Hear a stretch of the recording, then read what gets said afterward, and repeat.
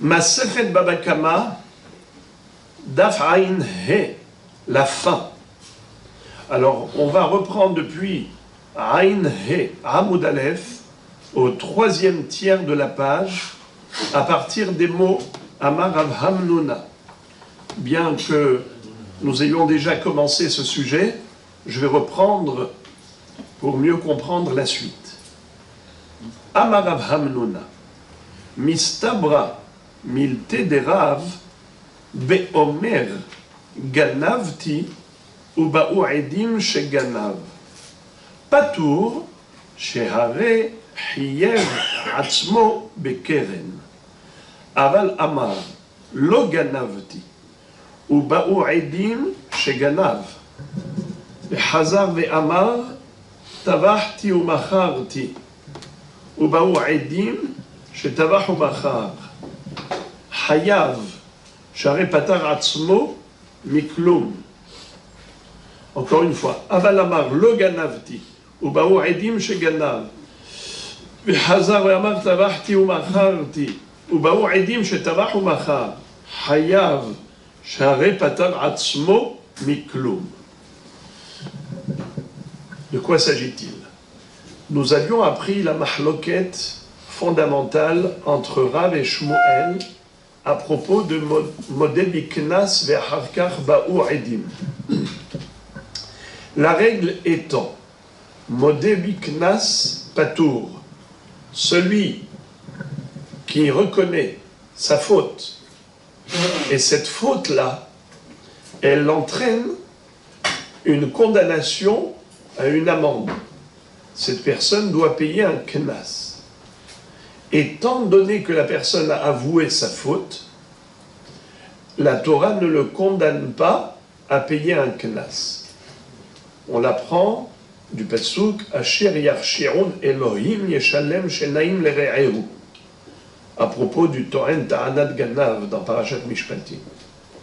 Et selon Rav, ce pasuk a été répété une deuxième fois à propos du Ganav, Im himatze timatze biyado hageneva, Haim shenaim yeshalem, pour nous dire que c'est seulement si ce sont les Dayanim qui l'ont condamné à payer le Knas, car il y a eu des Edim, des témoins qui ont témoigné de sa faute, c'est là que cet homme devra payer le Knas, l'amende. Mais tant qu'il n'y a pas de Edim et Dayanim pour le condamner à payer le Knas, Modé Biknas Patour, un homme qui avoue sa faute, il est hayab de payer Mammon, mais pas Knas. Mammon, c'est le capital, c'est le prix de l'objet même, le foncier. Mais ça s'appelle en hébreu le keren, le capital. Mais si il s'agit du kefel, par exemple, payer le double pour un voleur qui a volé, il doit payer le double. Ou quelqu'un qui a volé un bœuf ou un agneau, et il lui a fait la shrita où il a vendu, eh bien en plus il doit payer 5 fois plus pour un bœuf, 4 fois plus pour un agneau. Ça s'appelle knas. C'est pas du mammon, c'est bien au-delà du capital. Alors un homme qui avoue, il doit payer le capital, mais il n'a pas besoin de payer le knas. La mahloket entre Rav et Shmuel consistait à savoir quel est le din si après que la personne ait avoué sa faute, par exemple, il est venu au Beth Din et il a dit « J'ai volé, moi Réhouven, j'ai volé un objet à Shimon, j'ai volé de l'argent. Combien d'argent tu as volé? 10 000 shekels. Si il s'était fait attraper par des Edim, combien il aurait dû payer? 20 000, le double. Mais étant donné que c'est lui qui est venu avouer, alors il ne payera pas 20 000 shekels. Il payera que 10 000. Il payera que le keren, pas le kefel. Mais qu'en est-il si jamais le lendemain, il y a des témoins qui arrivent et ils témoignent qu'il a volé? Est-ce que maintenant les témoins vont entraîner sa condamnation à payer le double? Oui ou non? Mahloket. Selon Rav, non. Selon Shmuel, oui. Shmuel dit Modeh biknas ve'achar kach ba'u edim, hayav. Rav dit Modeh biknas ve'achar kach ba'u edim, patour. C'est-à-dire qu'à partir du moment où il a avoué sa faute, non seulement qu'il n'est pas condamné à payer un knas, mais au contraire, il est patour de payer le knas ad vitam aeternam. Car l'aveu est une raison d'acquittement par rapport au knas.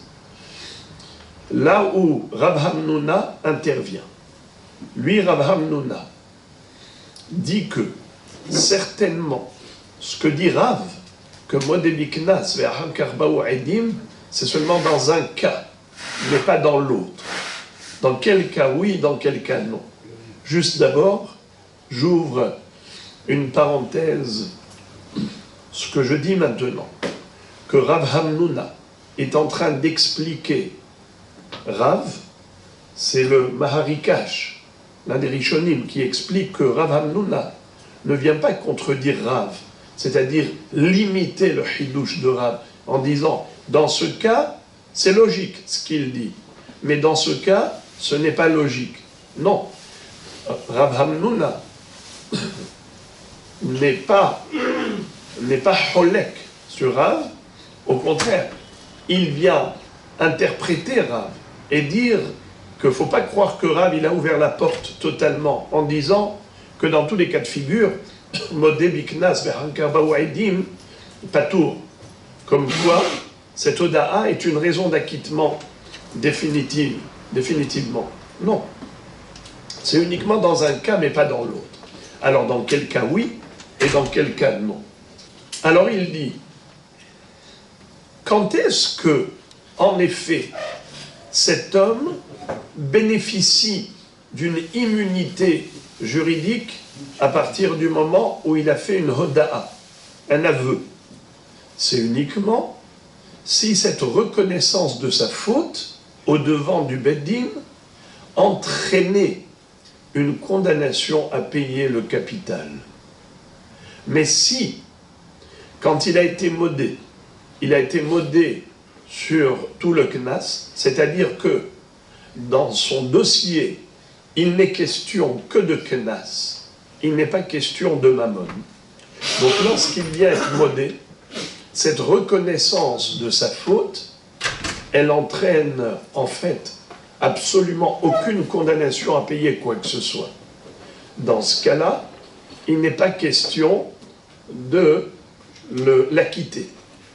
Dans ce cas-là, si les témoins sont venus après sa reconnaissance, après son aveu, il sera tout de même condamné à payer le knas.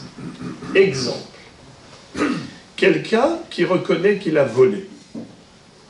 S'il s'était fait attraper d'emblée par les Edim, combien aurait dû-il payer? Kefel. Maintenant qu'il avoue, combien il doit payer? Keren. Juste le capital. Donc, quand il avoue, il s'auto-condamne à payer tout de même mammon. Le capital, ça s'appelle mammon. Tandis que knas, ça ne s'appelle pas mammon, ça s'appelle knas. Par contre, imaginons le cas de figure suivant.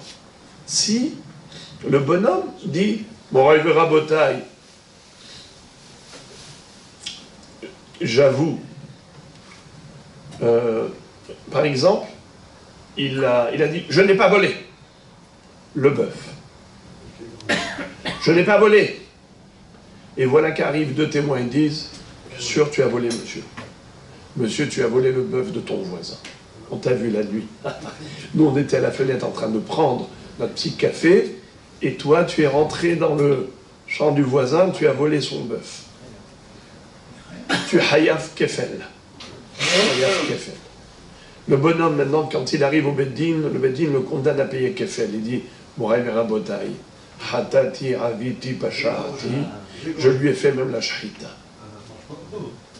Maintenant, s'il y avait deux témoins encore qui avaient dit, à parler de témoins qui ont dit qu'il a volé, imaginons qu'il y avait encore deux témoins qui disaient, ce monsieur a fait la shahita. quel aurait été le din? Il paye 5 fois. 2 fois pour le vol et 3 fois pour la shrita. Ça fait 5 fois plus. Le taureau coûte 10 000 shekels, il payera 50 000. Mais maintenant, quel était le scénario? D'abord, il y a eu 2 Edim qui ont dit « tu as volé ». Ils l'ont condamné à payer le kefel. Ensuite, il a avoué. Et il a dit « j'avoue, j'ai en effet fait la shrita. Modé biknas patour, selon la règle que celui qui avoue sa faute ne payera pas le knas, alors en effet, il ne doit pas payer les 3 fois plus pour le bœuf. Bien qu'il ait fait la shrita, on ne va pas le condamner à payer les 3 fois plus parce que il n'y a pas de témoin qu'il a fait la shrita. C'est lui qui avoue. Quelqu'un qui avoue sa faute, on ne le condamne pas. Mais imaginons que, après cet aveu, après cette reconnaissance, maintenant arrivent 2 témoins et ils disent il a fait également la shrita. Après qu'il ait avoué d'avoir fait la shrita, il y a 2 témoins qui arrivent et ils disent il a fait la shrita. La Rav Hamnouna dit que certainement dans ce cas, Rav ne dirait pas ce qu'il a dit. Quand est-ce que Rav est en mahloket avec Shmuel? Est-ce que Modé Biknas ve'achar karbaou edim Hayav ou Patour? Shmuel dit Hayav et Rav dit Patour. Certainement, Rav a dit Patour, c'est uniquement par rapport au Kefel. Par exemple, par rapport à la Gneva. Un homme est venu au Beddin, il a dit j'ai volé le bœuf. Ou bien j'ai volé la Rolex. Qu'est-ce que dit le Beddin? Si tu t'es fait attraper, tu aurais dû payer le double. Mais maintenant que tu t'es pas fait attraper, c'est toi qui es venu avouer, tu ne payeras que le capital. Combien ça coûte? C'est ce que tu payes. Le capital, le keren.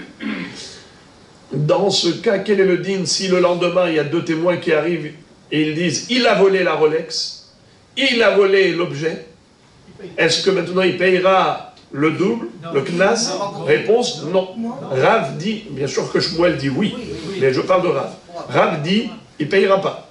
Rav, qu'est-ce qu'il dit? Modé biknas ve'achar karbaou edim patour, car l'aveu est une raison d'acquittement ad vitam aeternam.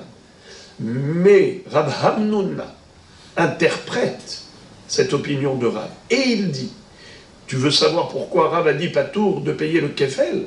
C'est parce que ce monsieur, en avouant, en reconnaissant sa faute, il s'est tout de même auto-condamné à payer le keren. Il a payé quand même mammon, capital. Alors, là tu dis, tu t'auto-condamnes à payer le capital, tu ne peux pas t'auto-condamner à payer le knas, pas seulement, c'est que ton aveu est une immunité juridique. Grâce à ton aveu, même si les Haïdim viennent témoigner que tu as volé, tu ne payeras pas le knas. Le kefel, tu ne le payeras pas. Très bien. Mais dans l'autre cas, à savoir que depuis le début, il n'a jamais avoué qu'il a volé. Depuis le début, il y a eu 2 témoins qui sont venus dire il a volé le bœuf. Donc le Beddin dit tu payes kefel. Maintenant que le Beddin lui ont dit tu payes kefel, il a dit moi il verra botaille. Je lui ai fait aussi la shrita. Alors, il ne payera pas les 3 fois supplémentaires. Il ne payera pas 3 fois le prix supplémentaire. Mais quel est le din si maintenant il y a des Edim qui viennent, ils disent, messieurs, il a avoué qu'il a fait la shrita. Et on l'a vu. On l'a vu faire la shrita. Eh bien, Rav Hamnouna va dire que dans ce cas, même Rav serait d'accord avec Shmuel pour dire Hayav. Les Edim sont venus raconter qu'il a fait la shrita, bien que hier il avait avoué qu'il a fait la shrita, il ne sera pas acquitté des shlosha. Il payera 3 fois plus. Déjà il a payé Kefel, maintenant il va payer aussi Arba Hamisha. C'est ce que dit Rav Hamnouna. Relisons. Amar Rav Hamnouna. Mistabra milteh de Rav, c'est logique que Rav ait dit cette chose-là. Be'omer ganavti, cet homme-là a avoué qu'il a volé D'abord, d'emblée, il est venu au Beddin pour avouer. Ensuite, Ubaou Edim chez Ganav. Ensuite, il y a eu des Edim qu'il a volé. Patour, il sera patour du Kefel. Pourquoi? Car il s'est tout de même auto-condamné à payer le Keren, le capital. Aval, Amar lo ganavti. Mais s'il a dit, je n'ai jamais volé le bœuf du voisin. Ubaou Edim chez Ganav. Et ensuite, il y a eu deux Edim, comme quoi il a volé. Hazar Amar Tavahti ou Macharti. Après s'être fait attraper pour la Gneva, il avoue Tavahti ou Macharti. J'ai fait la Shchita ou j'ai vendu. Ubaou Edim chez Tavah ou Machar. Et ensuite, il y a eu des Edim comme quoi il a fait la Shchita ou il a vendu. Hayav. Il est Hayav de payer. De payer quoi? Les 3 fois supplémentaires. Non seulement que déjà il a payé le Kefel, maintenant il va payer encore 3 fois de plus, ça fait 5 fois pour un bœuf, ou 2 fois de plus si c'était un agneau. Et ce pour quelle raison? Dit Rav Hamnouna. She'are patar atzmo miklum. Car dans cet aveu, il ne s'auto-condamne pas à payer quoi que ce soit. C'est trop facile. Il dit, Rabotaï, j'avoue. Qu'est-ce que tu as à perdre d'avouer? Tiens, tu ne peux que gagner dans cet aveu. Tu t'es pas condamné à payer le capital. Alors, vous n'avez pas entendu. Je répète. Il s'est déjà fait attraper, et donc, pour le vol, donc il paye déjà double. Ça y est. Donc, le double. Il paye déjà le double. Maintenant, il reste encore 3 fois pour la shrita. Alors, c'est pour la shrita dont on parle maintenant. Est-ce qu'il va payer les 3 fois supplémentaires pour cette shrita? Oui ou non? D'abord, il a avoué qu'il a fait shrita. Ensuite, il y a eu 2 témoins qu'il a fait shrita. Dans ce cas, dit Rav Hamnouna, que certainement Rav serait d'accord, qu'il faut qu'il paye les 3 fois supplémentaires. Déjà, il a payé Kefel. Par rapport aux 2 témoins qui sont venus l'attraper en flagrant délit. Il n'avait pas avoué à l'époque. Il a été attrapé pour la Gneva. Mais maintenant, il a avoué qu'il a fait la shrita de ce bœuf volé. Et ensuite, il y a 2 témoins qui viennent confirmer qu'il a fait la shrita. Est-ce qu'il sera acquitté des 3 fois supplémentaires? Réponse, non. Il ne sera pas acquitté. Pourquoi? Rav Hamnouna te dit, car il y a une différence entre quelqu'un qui avoue qu'il a volé et quelqu'un qui avoue qu'il a fait la shrita. Celui qui avoue qu'il a volé, au moins, il s'auto-condamne à payer le capital. Alors là, tu l'acquittes de payer le kenas. Il ne payera pas Kefel, il ne payera que Keren. Mais il s'est auto-condamné à payer Keren. Mais celui qui avoue juste qu'il a fait la shrita, eh bien, est-ce qu'il se condamne à payer le capital? Non. Donc, de ce fait, il n'a rien à perdre. Il vient, il dit, j'avoue. Qu'est-ce que ça te coûte d'avouer? Ça ne te coûte rien. Alors, dans ce cas-là, il n'est pas logique de l'acquitter en cas de Edim. Si les Edim viennent par la suite et il accuse, eh bien, dans ce cas-là, il sera hayav de payer les 3 fois supplémentaires. Eh bien, Rava va dire à Rav Hamnouna, ou bien Rava lui-même va dire, il y a ici 2 versions, je ne veux pas vous faire entrer dans un long Tosfot, où il y a tout un débat. Quelle est la vraie version ici? Est-ce que c'est Kipartinu ou Kiparta?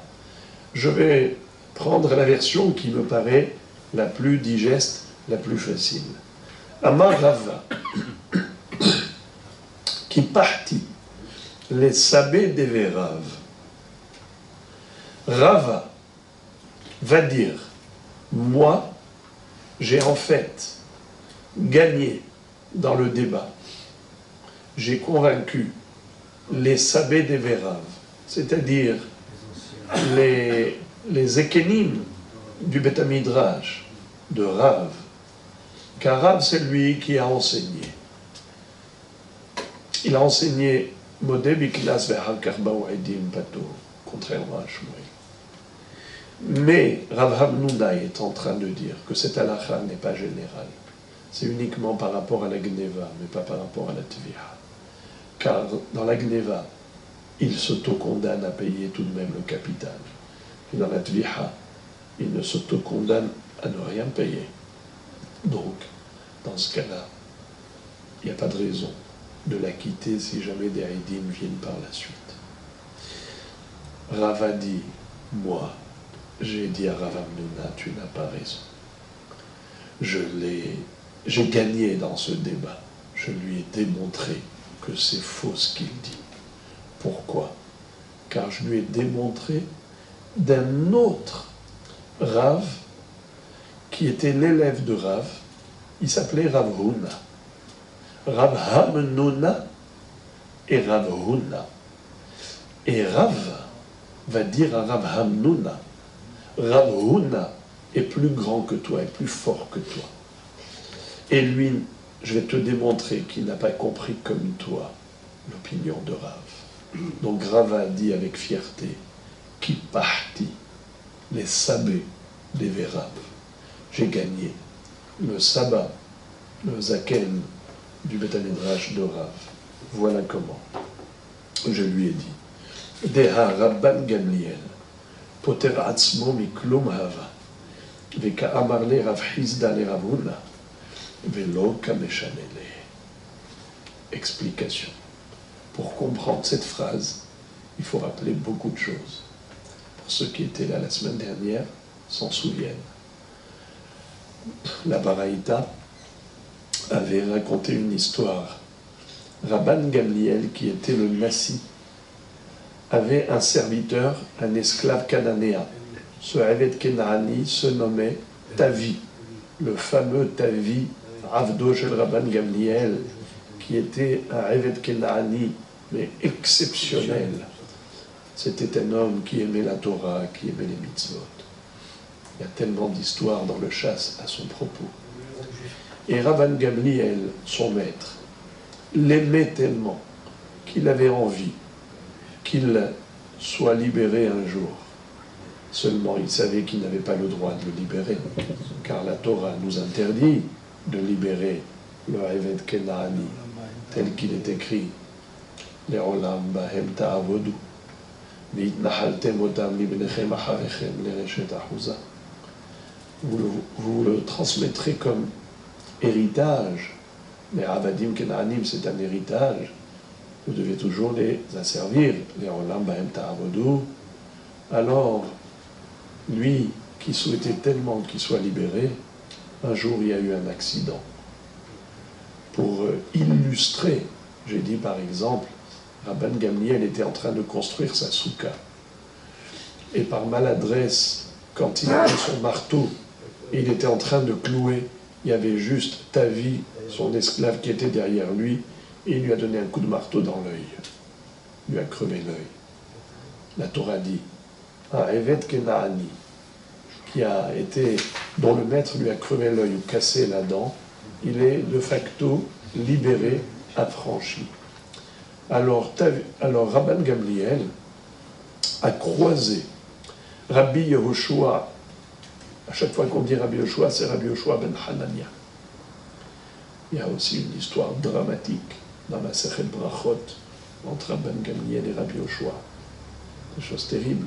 En tout cas, il a croisé, il lui a dit, avec beaucoup de joie, en étant très joyeux, il lui dit, je suis très content.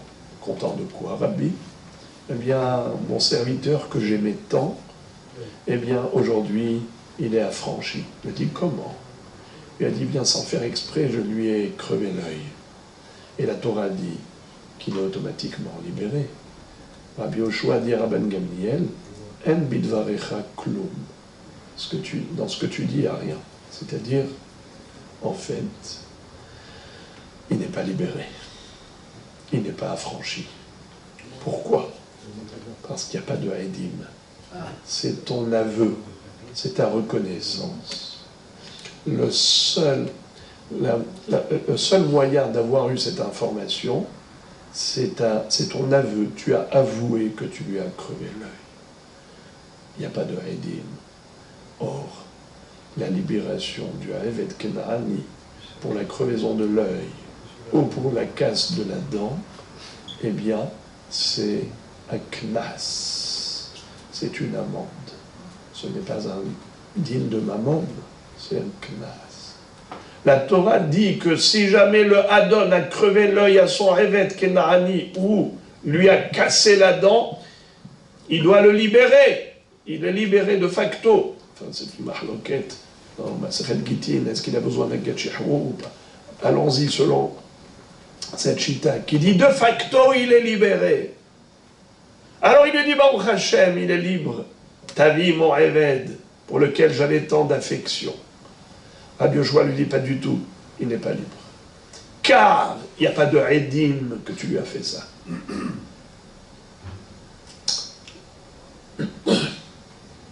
Alors, Rav Hasda a cité cette baraïta pour poser une kushia à Rav Huna, élève de Rav, qui avait dit au nom de son maître Modeh biknas ve'achar kach ba'u edim patour. Même si les edim sont venus par la suite, le bonhomme qui a reconnu sa faute reste patour ad vitam aeternam. Car l'aveu est un facteur d'acquittement du knas.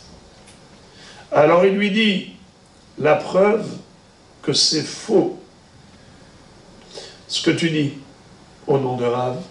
Rav Hizda dit à Rav Huna, la preuve que c'est faux ce que tu dis, c'est que Rabbi Yoshua, il a dit à Rabban Gamliel, il n'y a pas de Edim, il n'y a pas de Edim, comme quoi tu lui as crevé l'œil. Sous-entendu que s'il y avait des Edim, même si les Edim étaient venus après la reconnaissance de Rabban Gamliel, même s'ils étaient venus après que Rabban Gamliel ait avoué qu'il lui a crevé l'œil, les Edim auraient été efficaces. Et en effet, ils auraient déclenché l'affranchissement du Révet Kenaani.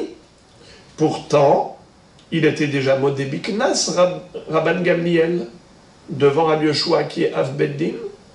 Nachon. Alors, c'est faux ce que tu dis, Rav Huna, au nom de Rav. C'est la kushia de Rav Hizda. Rav Huna a répondu ce qu'il a répondu. Vous vous rappelez, je ne vais pas y revenir là-dessus. Bon, la réponse, elle est très simple. Il lui a dit, Rabbi Yoshua était dans la rue.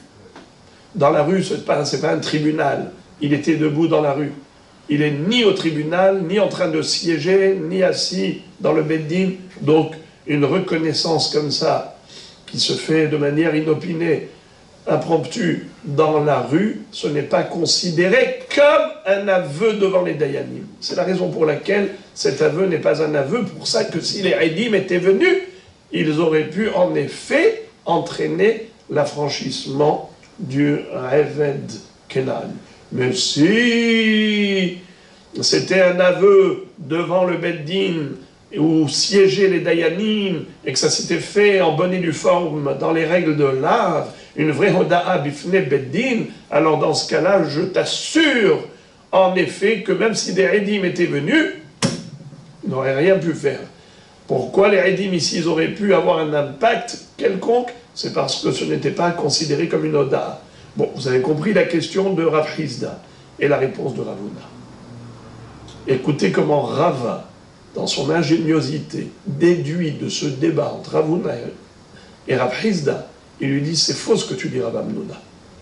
Car Rav Huna, qui est un élève, des plus grands élèves de Rav, Rav Huna, c'était Hatsum. Rav Huna, c'était extraordinaire dans le chasse, ce qu'on voit sur Rav Huna. Alors Rav Huna, le grand Rav Huna, lui, de la question plutôt de Rav Hizda, et le fait que Rav Huna n'ait pas répondu comme toi t'as répondu, comme toi tu as dit, machma que ce que tu dis c'est faux. Qu'est-ce qu'aurait pu répondre Rav Huna à Rav Hizda? Très simplement, il aurait pu lui dire, excuse me, pourquoi les Edim auraient pu avoir un impact malgré l'aveu, malgré la reconnaissance de Rabban Gamliel? Tu veux savoir pourquoi? Si les Edim étaient venus, alors oui, en effet, il aurait été affranchi. Je vais te dire pourquoi. Parce que, en effet, là-bas, quand il a avoué Rabban Gamliel, il n'y avait que du knas. Il n'y avait pas du mammon. L'affranchissement d'un Evet Kenaani, c'est un knas de la Torah. Donc c'est exactement comme un homme qui a volé un bœuf, et après que 2 témoins ont dit qu'il a volé, maintenant il dit « j'ai aussi fait la shhita ». Mais en disant « j'ai aussi fait la shhita », tu ne t'engages pas à payer mammon. Tu fais juste une hoda'a pour te disculper du knas. Eh bien, modé biknas, où il n'y a pas d'engagement à payer un mammon quelconque, si les Eidim y viennent par la suite, c'est sûr qu'ils auront un impact. Eh bien, dans ce cas-là, pourquoi Rav Hizda a posé la question à Rav Huna à partir de l'histoire de Rabban Gamliel? Mais Rabban Gamliel, là-bas, quand il a avoué qu'il a crevé l'œil de son Eved, Kenaani, qui s'appelait Tavi, il n'y avait que du Knas, il n'y avait pas de mammon. Il ne s'engageait pas à payer du mammon, puisqu'il n'y a pas de mammon là-bas. Il n'y a que du knas. Et pourtant, Rav Hizda a posé la question, et Rav Huna n'a pas répondu comme toi t'as répondu. Du fait que Rav Hizda ait posé une telle question, et du fait que Rav Huna n'a pas répondu ce que tu as dit, en disant, là-bas il n'y a pas de knas, là-bas il n'y a pas de mammon, il n'y a que du knas. Du fait qu'il n'ait pas dit ça, ça veut dire que c'est faux, cette réponse n'existe pas. Car si ce que tu disais était vrai, alors Rav Hizda n'aurait pas posé la question, et au pire des cas, même si Rav Hizda avait posé la question, Rav Huna lui aurait répondu comme toi, tu as dit, là-bas il n'y a que du knas, il n'y a pas du mammon. Or, tout le hidouche phénoménal de Rav qui dit « Modé biknas patour afilu imbaou edim », ce hidouche n'a lieu d'être que dans la mesure où la hoda'a du ganav a entraîné tout de même un hiyuv mammon, comme quelqu'un qui vient au Bedin et dit ganavti. Alors, là, dans ce cas-là, qu'est-ce qu'on dit? Il paye keren, il ne payera pas double. Et même si demain il y a des edim qui disent il a volé, il ne payera pas le kefen, car il a déjà payé le keren. Mais là, il n'y a que du knas. Mais il y a l'affranchissement. Oui, mais l'affranchissement, c'est un knas. Il n'y a pas de mammon, c'est que un knas. Vous savez quelle est la preuve que l'affranchissement c'est un knas? Car il lui a cassé une dent. Combien coûte un implant? Ça coûte combien? Allez, ici, 15 000 shekels. Combien ça coûte ici en Israël? 4 000 shekels. 8 500. Qui dit mieux? Bon, les amis, allez, on va dire autour des 10 000 shekels l'implant. Mais combien coûte un Evet Kenaani entièrement? Il coûte 1 million. Alors tu t'en sors, Skin, tu l'as condamné à perdre 1 million parce qu'il a fait un ézek de 10 000 shekels. En tout cas, ce que je veux dire par là, c'est que c'est juste un knas. Donc Rabban Gamliel ne s'engageait pas à payer du mammon. C'est juste un knas. Alors les frères et les amis, maintenant, la Gemara continue le sujet. Et elle nous dit, ce qu'a dit Rav Hamnuna au nom de Rav, c'est quelque chose qui est admis même par Rabbi Yohanan. À savoir que si quelqu'un a avoué le knas, ça veut dire une faute qui entraîne un knas. Donc déjà, elle ne paye pas le knas. Mais deuxièmement, c'est que même s'il y a eu des edim par la suite, pour témoigner qu'il a fauté, cette fois-ci, puisqu'il a déjà avoué, eh bien, il ne payera pas le knas, car il a déjà été acquitté par la Oda. Amar Afriya Baraba, Amar Rabbi Yohanan. Ganavti, ובאו עדים שגנב, פטור, שהרי חייב עצמו בקרן. אבל אמר, לא גנבתי. ובאו עדים שגנב, וחזר ואמר, טבחתי ומכרתי, ובאו עדים שטבח ומכר, חייב. שהרי פטר עצמו מכלום. Ici, qu'est-ce que nous voyons? Mamash, mot pour mot, ce qu'a dit Rav Hamnuna, au nom de Rav. C'est-à-dire que Rav avait essayé de déstabiliser Rav Hamnuna. Mais finalement, on voit que même Rabbi Yohanan, il pense comme Rav Hamnuna au nom de Rav. C'est-à-dire Quand est-ce qu'on considère que Modé Biknas Patour, c'est seulement si au travers de cet aveu, il s'est tout de même auto-condamné à payer le capital.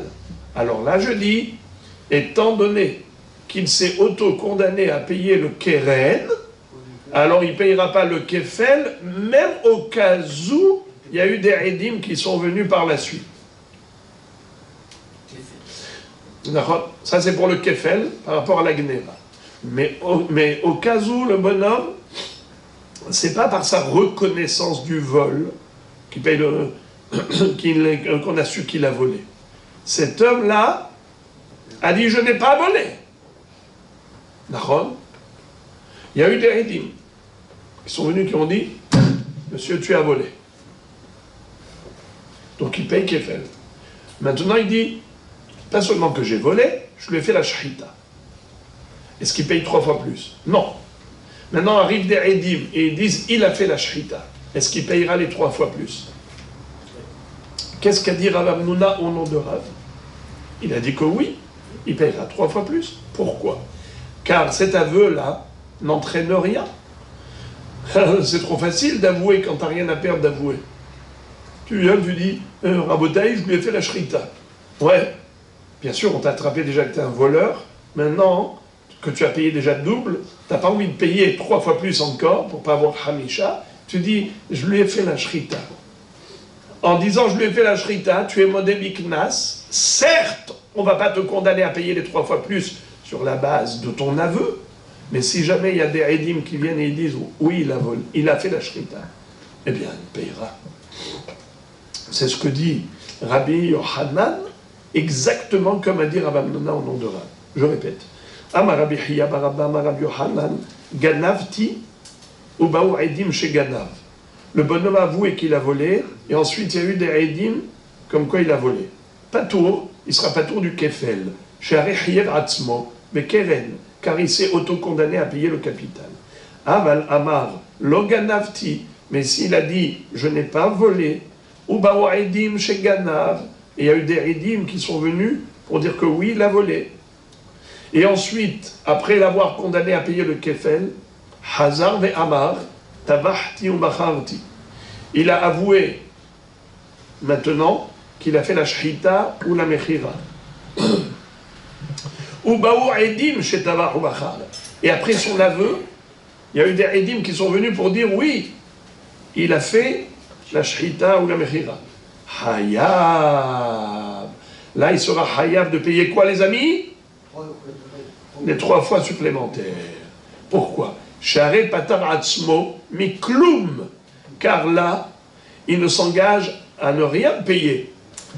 Étant donné que cette reconnaissance n'entraîne rien comme paiement, eh bien, c'est la raison pour laquelle c'est trop facile d'avouer dans ce cas. Et quand les édim viendront témoigner comme quoi il a fait le shrita, il devra payer les 3 fois plus. Donc nous voyons que Rav Hamnouna, au nom de Rav, n'est pas unique. Même Rabbi Yochanan pense exactement pareil.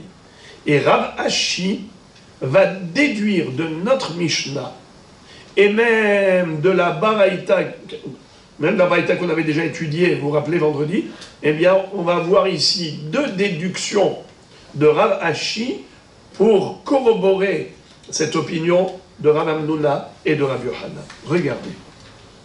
Amar Rav Ashi, matnitin ubaraïta nami daïka. Même la Mishnah et même la Baraïta, toutes les 2 nous indiquent cette notion que Modébiknas Patour Ve'harkar Baou Edim Patour seulement si au moment où il a été Modébiknas, il s'est quand même engagé à payer le keren, à payer quand même du mammon. Mais si au moment où il a été Modébiknas, ça n'avait aucune répercussion, aucune incidence concrète, ça veut dire que c'est trop facile pour lui de dire des mots j'avoue. Comme par exemple, après qu'il s'est fait attraper pour la gneva, il est modé pour de la shrita, eh bien cette oda'a n'apporte rien, elle n'engage rien. il ne paye rien. Dans ce cas-là, il sera Behemet, Hayav, si jamais il y a des Edim qui viennent par la suite. Comment on peut le déduire, cet halakha? Dites-nous, de notre Mishnah, quel était l'enseignement de la Mishnah à partir duquel Rav Ashi déduit cet halakha? C'est-à-dire le distinguo à établir entre Modebiknas ve'Hakarbaou Edim et Modebiknas ve'Hakarbaou Edim. Pourquoi dans un cas la Hoda'a la quitte ad aeternam et pourquoi dans l'autre cas la Hoda'a n'est pas un motif d'acquittement définitif? Donc, comment il déduit ça? Ditnan. Et là, Rabotai, on va rentrer dans des subtilités par rapport à ce qu'on avait appris la semaine dernière. Regardez. Ditnan. Ganav al-pi shenaim, betavach umachar al-pi edehad, ou al-pi atzmo, meshalem tashlume kefel, ve'eno meshalem tashlume arba v'chamisha. La Mishnah nous avait dit que si quelqu'un a volé al-pi shenaim, il y a deux témoins qui ont vu qu'il a volé, ils ont témoigné au Beddin que c'est un voleur. Il a volé le bœuf de son voisin. Mais ensuite, les Edim n'ont pas témoigné tous les deux qu'il a fait la shrita. Il n'y a eu qu'un seul Ed.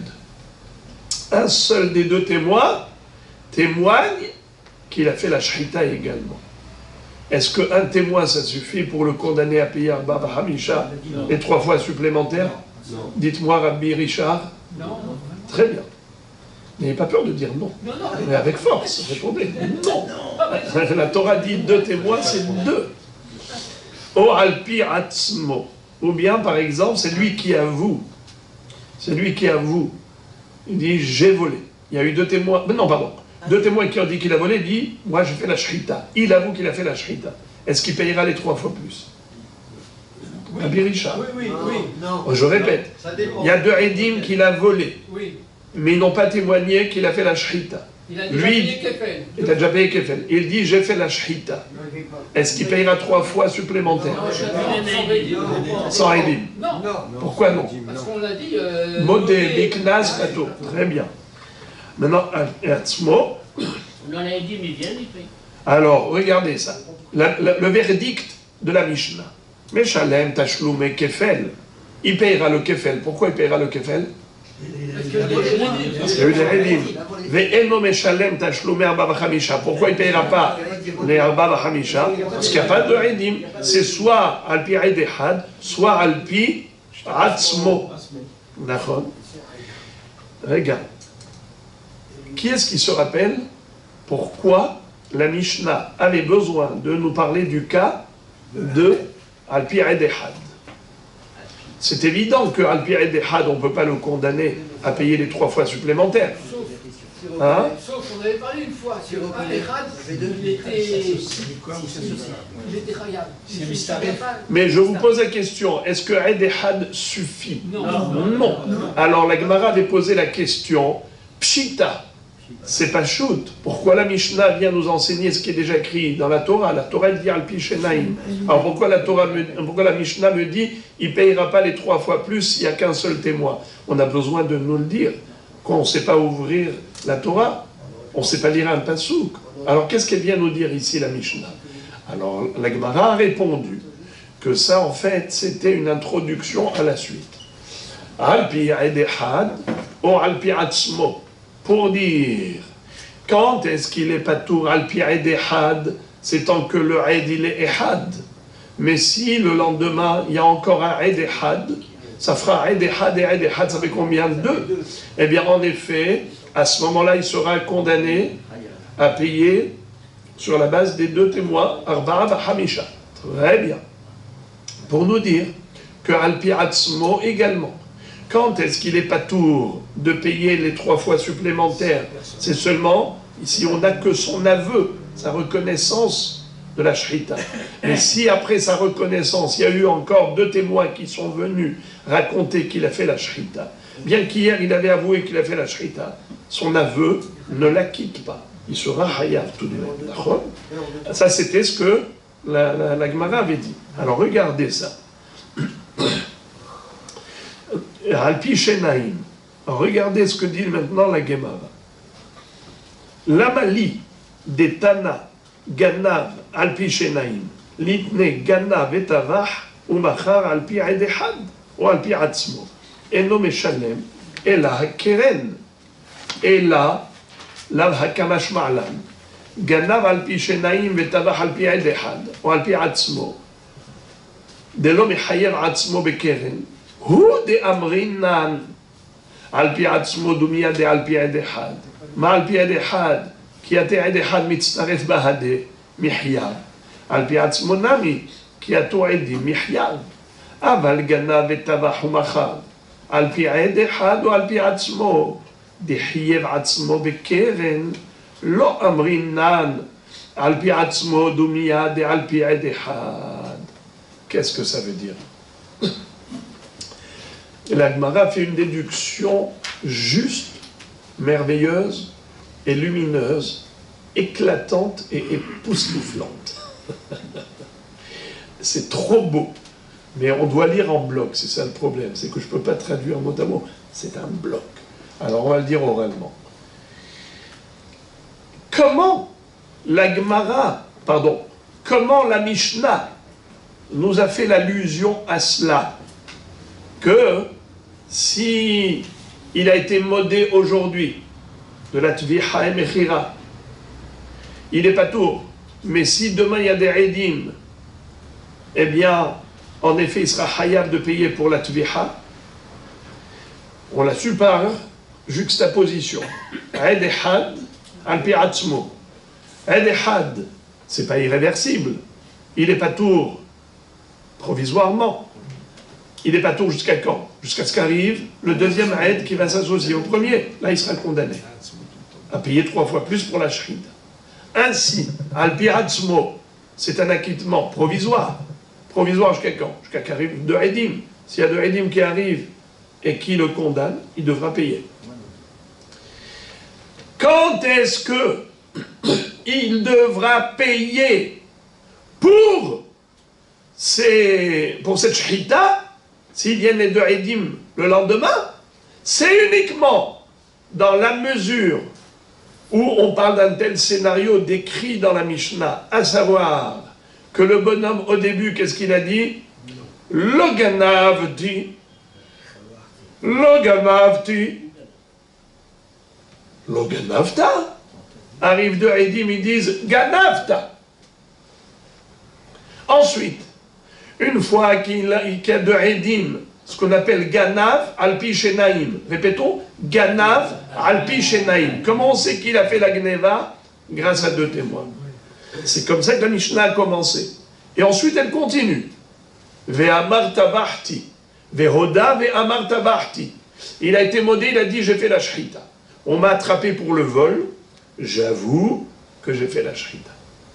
Alors, pour l'instant, les 3 fois supplémentaires, 5 knas, il ne payera pas. Mais il ne payera pas provisoirement. Mais si jamais il y a 2 Edim qui viennent le lendemain pour témoigner qu'il a fait la shrita, il sera hayab de payer les 3 fois supplémentaires. Comme Alpi Edechad, c'est provisoire. Jusqu'à quand? Il n'est pas tôt. Jusqu'à ce qu'arrive le deuxième. Là aussi, Alpi Atzmo, c'est un acquittement provisoire. Jusqu'à quand? Jusqu'à ce qu'arrivent les 2 Edim. S'il arrive les 2 Edim, il sera hayab de payer les 3 fois supplémentaires. Mais c'est seulement dans un scénario qui est précis. Il avait nié le vol, ensuite il s'est fait attraper pour le vol, et maintenant il avoue pour la shrita. C'est dans ce scénario qu'on dit que c'est provisoire. L'acquittement est provisoire, il n'est pas définitif. Sous-entendu que si Rabota écoutait le scénario qui change un tout petit peu. Si depuis le début, bravo, il ne s'est pas fait attraper pour le vol. Depuis le début, il est venu au Beddin.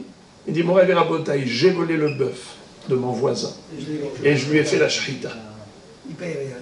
Alors dans ce cas-là, même si les Edim viennent par la suite le lendemain pour témoigner contre lui qu'il a volé et qu'il a fait la shrita, il ne payera rien du tout. Pourquoi? car au moment où il est venu avouer, il a quand même reconnu qu'il est hayab de payer le capital. Parce que depuis le début, il a dit « j'ai volé et j'ai fait la shrita ». Ça veut dire en d'autres termes, ces mots-là qu'il est en train de dire, si c'était dit par des témoins, il aurait dû payer 5 fois. Maintenant que c'est lui qui avoue combien il paye, une fois keren, mais il paye tout de même keren. Étant donné qu'il s'est engagé à payer le capital, alors là, on l'acquitte ad vitam aeternam de payer le knas, et même s'il y a des édim qui vont venir par la suite, même si le lendemain on a 2 témoins qui viennent dire « il a volé, il a fait la shrita », il ne paiera rien du tout. Pourquoi? Car étant donné que son aveu d'hier a entraîné tout de même une autocondamnation à payer le capital. Tu as payé quelque chose par ton aveu. Ton aveu t'a coûté de l'argent. Il t'a coûté le capital. Alors là, ton aveu t'acquitte ad aeternam de knas. Même s'il y a des témoins qui vont arriver demain, tu ne payeras pas le carré. Alors, regardez quelle délicieuse preuve de Rav Ashi à partir de la Mishnah. Ça, c'est la première preuve. Deuxième, c'est à partir de la Braïta. Normalement, si je faisais les choses bien, j'aurais dû traduire, parce que je vous ai lu en bloc, et je n'ai pas traduit sur texte. Est-ce que ça vous intéresse ou bien ça suffit? Vous avez compris le sujet? Ok, mais je l'ai lu quand même pour faire Shnaï Mikra et Hatango. Alors, maintenant de la Braïta. D'où il va déduire de la Braïta? Braïta Detania. Ra'a Edim Shememashmeshim Obaim. Cette Braïta aussi, on l'avait étudiée la semaine dernière. Il a vu de loin les Edim qui venaient témoigner contre lui. Ce monsieur a été malin. Il a dit à malin, malin et demi. Avant qu'il n'arrive témoigner contre moi, je vais courir au Beddin pour avouer. Ra'a Edim Shememashmeshim Obaim Ve'amar Ganavti. Il vient devant le Dayanim, il dit Rabotai hatati abiti ou pashati, j'ai volé. Aval lo tabahti velo macharti. Je n'ai pas fait la shrita ni vente. Et non meshalem et la keren. Il ne payera que le keren. Lamali limitna ve'amar ganavti aval lo tabahti velo macharti. Nitne ganavti o tabahti ou macharti. Et la hakamash ma'alam. Ta'ama de amar ganavti. Ou de hiyev atzmo bekeren. De patou. Aval amar lo ganavti. Ou ba'u edim she ganav. Hazar ve amar tabahti ou macharti. Ou ba'u edim she tabah ou machar. De lo hiyev atzmo bekeren. Hayav. Alma hoda'a ditviha. Lav hoda'a'i. Qu'est-ce que ça veut dire? De cette baraïta également, on peut déduire très joliment ce yesod. Quel yesod? De Rav Hamnouna, de Rav Yohanan. Comme quoi, quand est-ce qu'on dit que si les Edim sont venus le lendemain pour témoigner de sa faute, quand est-ce qu'en effet ça entraîne une condamnation de Knas? Uniquement, plutôt, on va commencer par le contraire. Quand est-ce que, en effet, son aveu, c'est une immunité juridique, même face à des Edim qui viendraient le lendemain, ils ne pourront pas le condamner à payer le Knas parce qu'il a déjà avoué. C'est seulement lorsque cet aveu d'hier l'a condamné à payer le Keren. Là, tu dis, puisqu'il a avoué et cet aveu lui a coûté au moins le capital, alors là, il n'est pas tour ad vitam aeternam de payer le Knas, même si le lendemain, les Edim vont venir. Mais si son aveu ne lui coûte rien, un tel aveu est un acquittement provisoire jusqu'au moment où arriveraient les Edim. Si les Edim viennent le lendemain pour dire qu'il a fait cette chose-là, il sera hayab de payer le Knas. Car l'aveu d'hier ne lui coûtait rien. C'était trop facile. Alors, quelle est la preuve de la Braïta? Car la Braïta si tu as remarqué, elle a présenté un scénario très précis. Le bonhomme, quand il est venu, il a dit Ganavti. Avant que les Edim n'arrivent, il est venu vite au Beddin. Il a dit Rabotai Ganavti. D'accord. Alors dans ce cas-là, qu'est-ce qui est écrit? Avalo tavarti velo macharti. J'ai volé, mais je n'ai pas fait la shrita. D'accord. Alors là, Aval Amar, lo ganavti, Tama de Amar ganavti, ou de Hiyabatsmo Mekeren de Pato. Aval Amar lo ganavti, mais s'il avait dit lo ganavti, ou Baou Aidim chez Ganav, Vehazar de Amar tavarti ou macharti, ou Baou Aidim chez Tavar ou Machar, de lo Hiyabatsmo Mekeren. Hayab. C'est-à-dire quand est-ce en effet que cet aveu lui vaut une immunité définitive, c'est uniquement parce qu'au moment où il est venu, il a dit Ganafti, donc automatiquement, il s'auto-condamne à payer au moins le Keren. Alors là, même si les Edim viennent raconter ce qu'ils veulent, même s'ils vont dire Ganav, Tava, Bahar, tout ce que vous voulez, il ne sera pas tout, il sera pas tout. Pourquoi? Et non, monsieur, la Keren, il a payé le Keren. Cet aveu, c'était une auto-condamnation à payer le Keren, tout de même. Alors là, en effet, il ne payera plus le Knas, même si les Edim viennent le lendemain. Tandis que, si le bonhomme n'a pas dit Ganavti, c'est les Edim qui... Il a dit le Ganavti. Il y a eu d'abord des Edim qui ont dit Ganav. Après, il dit Tavarti. Ah, oui. Et après ça, arrivent des Edim, et ils disent Tavar. Il payera. Pourquoi? Déjà, il a payé le kefel par rapport au premier Edim, et maintenant il y a des Edim aussi pour la shrita. Tu payeras encore les 3 fois supplémentaires. Pourquoi? Parce que ton aveu, c'était un aveu qui ne t'avait rien coûté. L'aveu, il était que par rapport à la shrita. Tu n'as pas avoué par rapport à la gneva, tu as avoué par rapport à la shrita. C'est bien gentil. Tu avoues que tu as fait la shrita. Ça te coûte quoi? Rien. Eh bien, maintenant, si les Edim viennent, là, il te condamne à payer les 3 fois. Donc voilà, on a 2 preuves très jolies, aussi bien la Braïta comme de la Mishnah. Mais Rav Aha, Bered et Rav Ika va réfuter la 2e preuve. Et il va dire la preuve de la Braïta, elle n'est pas convaincante. Pourquoi? Regardez ça. Pardon, c'est pas Rav Aha, Bered et Rav Ika, excusez-moi, c'est la Gemara elle-même. Amré, l'eau, ce n'est pas une preuve. Pourquoi? Higoufa kamashmana. Peut-être que la Braïta vient nous enseigner ce hidouche même. Lequel? De kevan de amar ganavti, afalgav de amar lo tavarti velo macharti, ובאו עדים שטבחו מחר, פטור. מה אם טעמה תשלומי 4 ו5, אמר רחמנא, ולא תשלומי 4 ולא תשלומי 3. On peut très bien dire que c'est justement le hidouche de la Braïta, c'est le contraire de ce que tu as dit. Qu'est-ce qui est écrit dans la Braïta? Venez, on va lire les mots. La Braïta nous dit des mots très simples. Tanya. Ra'a edim shememashmeshim ubaim. Il a vu des edim en train de s'approcher du Beddin. Ve'amar ganavti.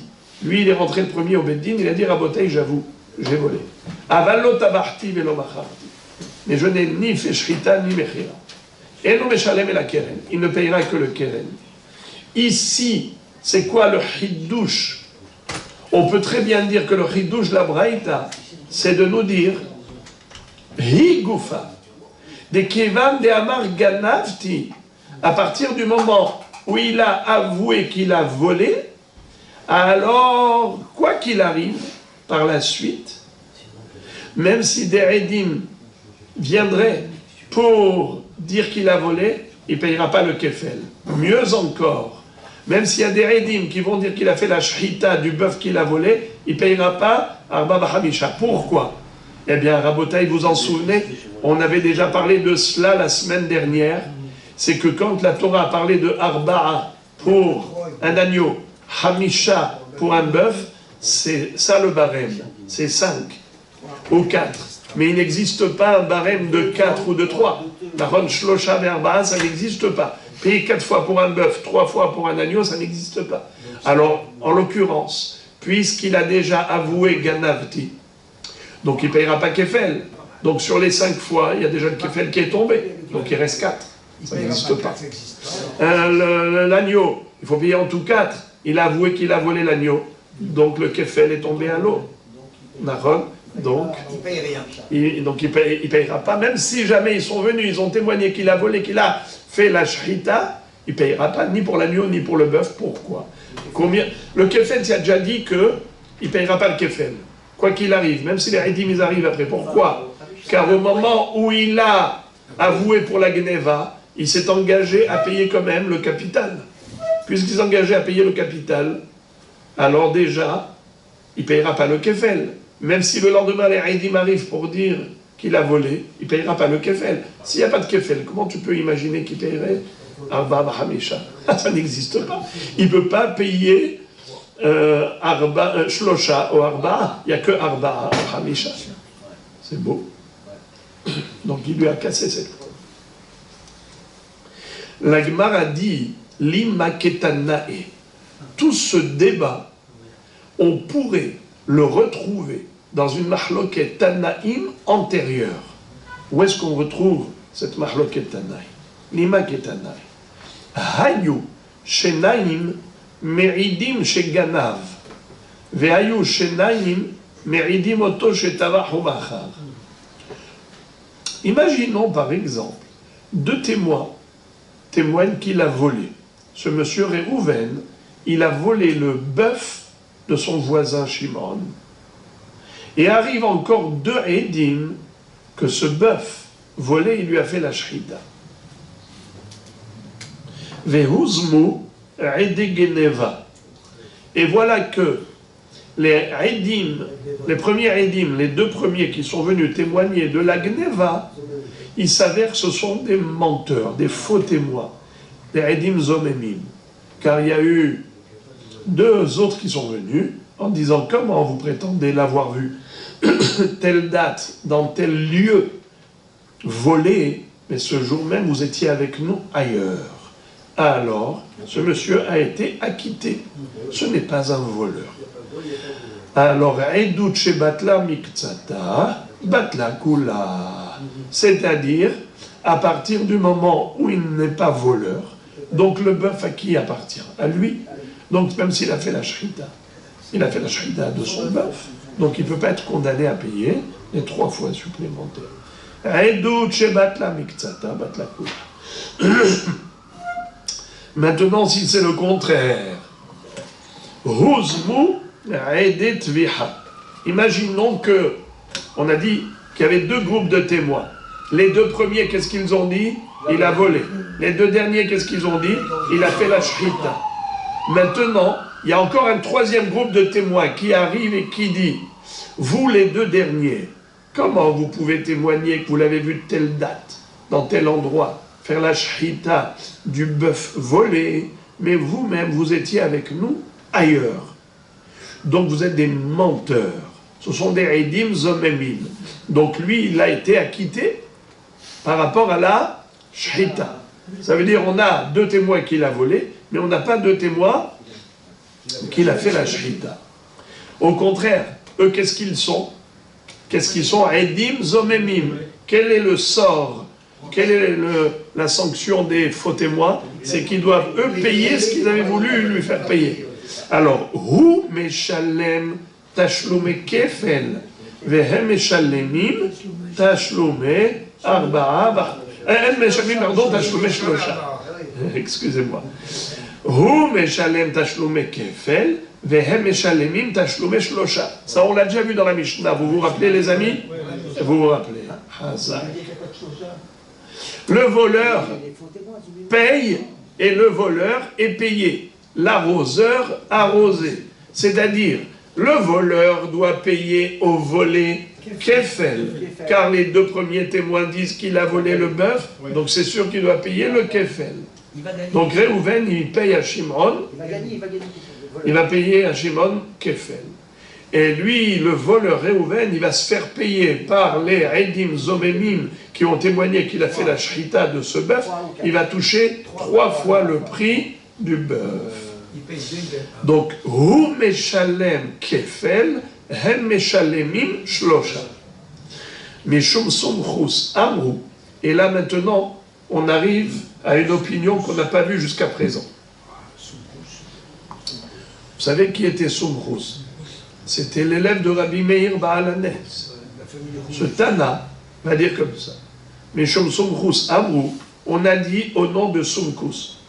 Hem Meshalemin Tashlume Kefel, Vehu Meshalem Tashlume Shlosha.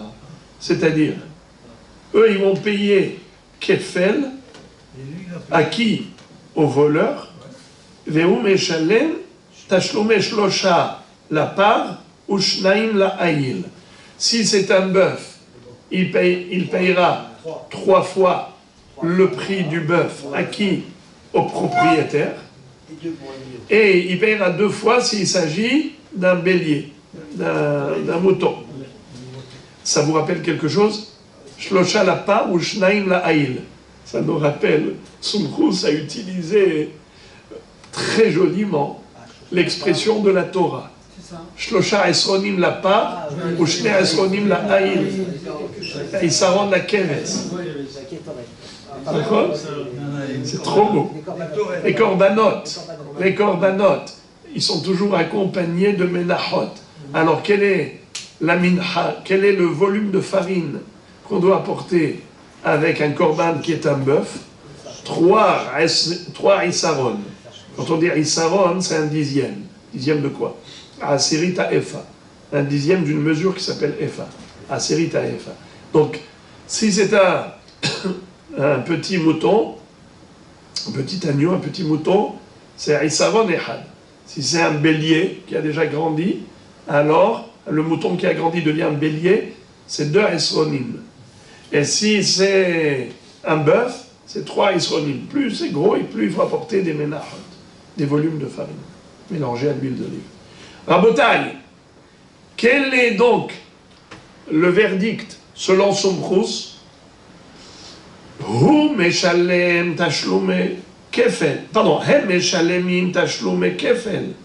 D'accord? Vehu meshalem tashlume arba'a. Tashlume shlosha la part ou shnaim la haïl. Alors, Rabotai, vous comprenez ce que dit Somchus? Moi, je comprends rien de rien. Mais alors, rien de rien. Et la Gemara elle-même va exprimer l'étonnement. Elle va dire, Ahya. À quoi Ahya Ka'e? À quoi se rapportent les paroles de Somchus qui sont incompréhensibles? Ahya Ka'e Somchus.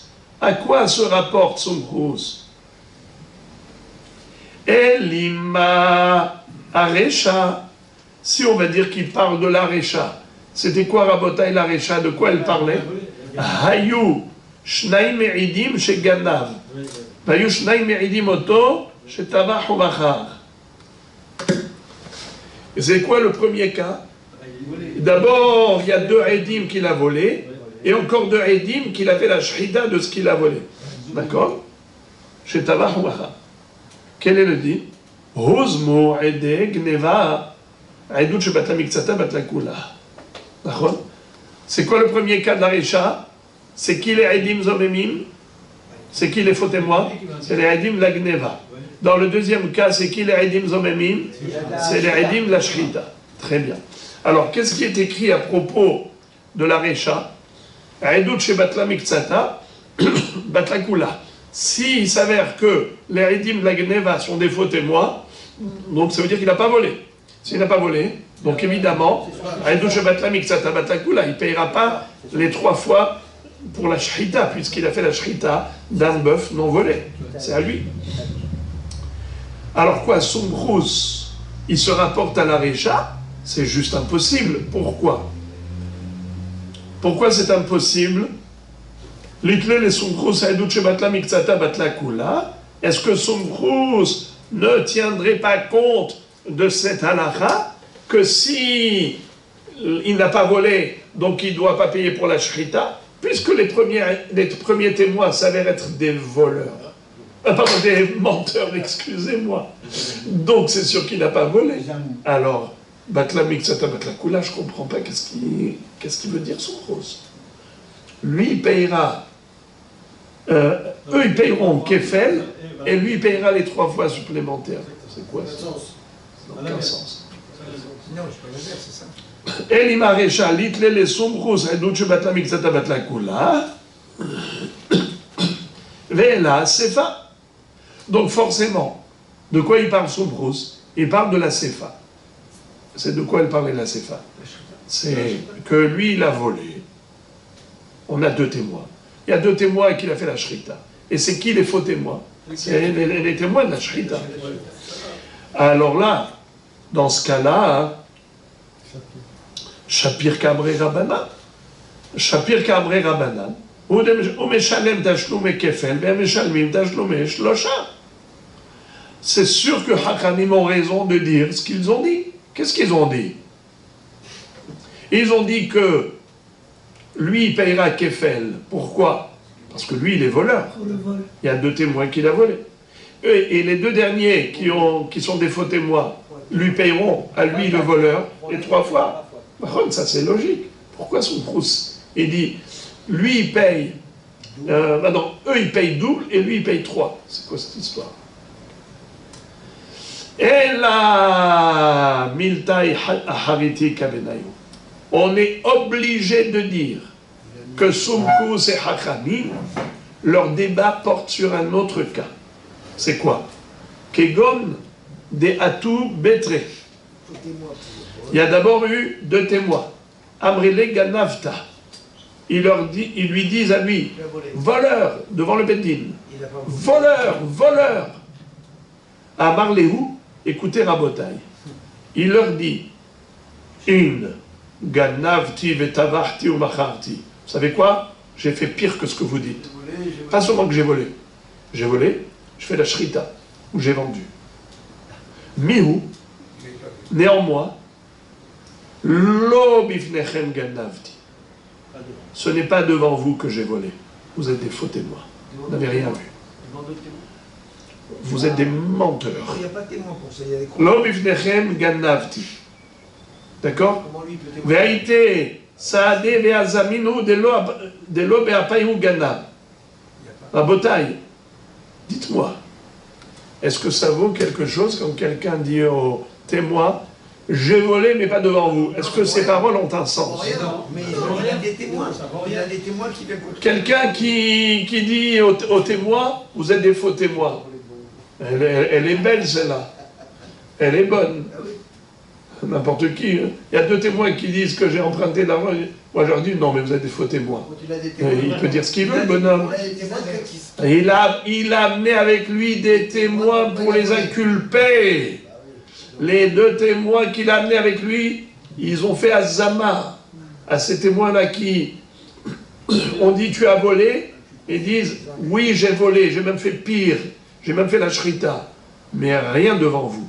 Vous n'avez pas vu la gneva dont vous parlez. Menteur que vous êtes. Voilà, il y a 2 témoins qui disent que vous étiez avec eux dans une autre ville ce jour-là. Maintenant, l'histoire n'est pas terminée. Patience, les amis. Prochain numéro. Ve'aïté Baal Abayit Sahade. Le Baal Abayit, il a amené encore 2 témoins. Ve'ashidoube de Gana Vetavach Umachar. Il a amené encore 2 témoins. Ok, les 2 premiers, ils ont été inculpés. Le Baal Abayit n'a pas baissé les bras. Il a dit, les 2 premiers témoins ont été inculpés. Moi, j'en connais d'autres. Il a été chercher les autres. Et qu'est-ce qu'ils ont dit, les autres? Ils ont dit, oui, tu as volé, et tu as égorgé, ou tu as vendu. Alors là, qu'est-ce qui se passe? Certainement, la mahloket entre Sombrous et Rabbanan, elle porte sur la Oda'a de la Tviha. Regardez les amis, qu'est-ce qui s'est passé? Le bonhomme, au début, il y a 2 témoins qui viennent contre lui. et ils disent tu as volé.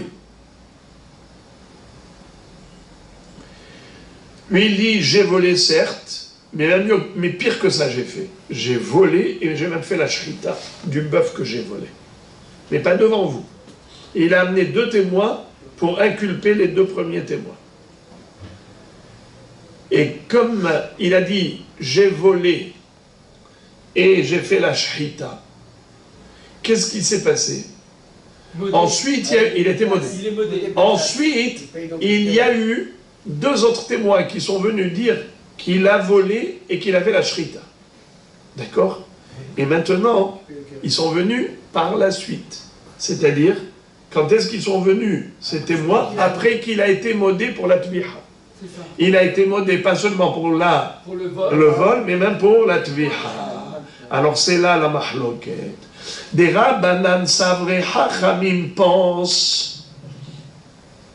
Des Rabbanan Savré Afal Gav de Oda'a de Gneva Mehamat Edim ou de Kamode Oda'a de Tviha Oda'i ou Patou. Bien que ce monsieur-là, pourquoi est-ce qu'il a été modé? Dites-moi les amis, est-ce que la Oda'a, c'était pour invalider les autres témoins. Au début, Il est coincé. écoutez ça. Au début, quand les Edim étaient venus, avant qu'on prouve que ce sont des faux témoins, au moment où ils sont venus les 2 premiers, à ce moment-là, il n'avait pas encore reconnu sa faute. Il y a eu 2 témoins qui sont venus contre lui. À ce moment-là, qu'en est-il? Qu'est-ce que nous avons? C'est quoi le scénario? On a un homme qui est accusé de vol par 2 témoins. À ce moment-là, le Beddin, qu'est-ce qu'ils disent? Il doit payer Kefel, ce monsieur. Ensuite, qu'est-ce qu'il dit? C'est vrai, je dois payer Kefel, mais j'ai fait pire encore, j'ai fait la shrita. Donc il avoue maintenant que pour la shrita, ça veut dire que les 3 fois supplémentaires qu'il doit payer, à ce moment-là, c'est par rapport à son aveu. Donc il a fait un aveu à un moment où son aveu portait que sur un knas. Et il ne s'engageait pas à payer le keren ni le kefel, parce que déjà il est condamné à payer le keren et le kefel par rapport aux 2 témoins. Alors maintenant, qu'est-ce qui s'est passé? Il a amené des edim pour dire pas devant vous. Et donc on a fait sauter leur edout. Ok. Mais ensuite, il y a eu 2 autres témoins qui sont venus. Et ils ont dit, monsieur, tu as volé et tu as fait aussi la shrita. Alors, par rapport au vol, de toutes les façons, il doit payer le kefel par rapport au vol. Pourquoi? Parce que... Parce qu'il y a 2 témoins. Il a été reconnu voleur par les 2 derniers. Mais maintenant, la question, elle se pose par rapport à la shrita. Est-ce qu'il va devoir payer les 3 fois supplémentaires? Non, parce qu'il a reconnu. Bravo. Mais il a reconnu quoi? La shrita. Mais la shrita, c'est juste un knas. Il n'y a pas de mammon. Ça ne lui coûte rien. Ça ne lui coûte rien pour la shrita de dire j'ai fait la shrita. Si déjà il est hayab de payer le kefel, qu'est-ce que ça lui coûte d'être modé la shrita? Donc ça ne lui coûte rien. Et donc maintenant, quand les edim sont venus, les 2 derniers, ils ont dit tu as volé, tu as fait la shrita. Maintenant, quel sera le din par rapport à la shrita? Est-ce qu'il paye ou il ne paye pas? Lui, il a avoué la shrita et il y a des edim. Il paye ou il ne paye pas? C'est là la mahloket. Écoutez là, c'est trop beau. C'est trop beau. Rabbanan Savré, Afalgav de Hoda'a de Gneva, Mehamat Edim ou de Kamode, Hoda'a de Tviha, Hoda'i ou Patour. Vous entendez? Bien que la Hoda'a, par rapport au vol, c'est une Hoda'a par rapport aux premiers Edim, les faux témoins qui étaient venus, ce sont eux qui l'ont poussé dans ses retranchements. Et il a été modé. D'accord? Mais la Tviha, il n'était pas obligé de leur dire j'ai fait pire. Il aurait pu dire oui, ok, j'ai volé. Il n'était pas obligé de dire à ce moment-là j'ai volé, j'ai fait aussi la shrita. Donc c'était une Hoda'a pour la shrita. Cette Hoda'a, elle le rend patour, même si par la suite, il y a eu des edim qui sont venus dire il a fait la shrita. Donc, c'est un acquittement ad vitam aeternam. Ça, c'est qui dit ça? Rabbanan. Somchus, ça va. Kevan de Oda'a de Gneva, Mehamat Edim ou de Kamode, dit Tviha la Hoda. Mais Somchus, il dit non, non, non, tu ne vas pas nous la jouer, toi. Pourquoi? Parce que la Oda'a que tu as faite, c'était parce que la Oda'a de Gneva, qu'est-ce qu'il a dit? Ganavti petavahti.